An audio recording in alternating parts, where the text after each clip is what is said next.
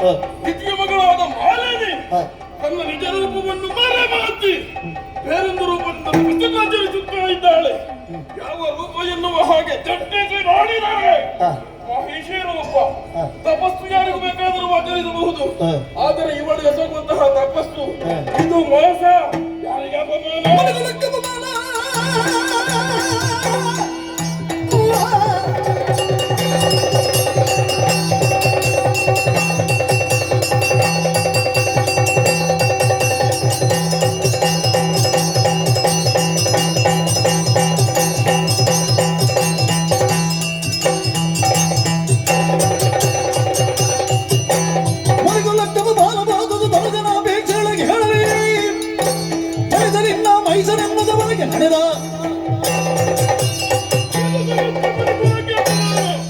ಇವಳನ್ನು ಹೇಗೆ ಬಿಡಬಾರದು?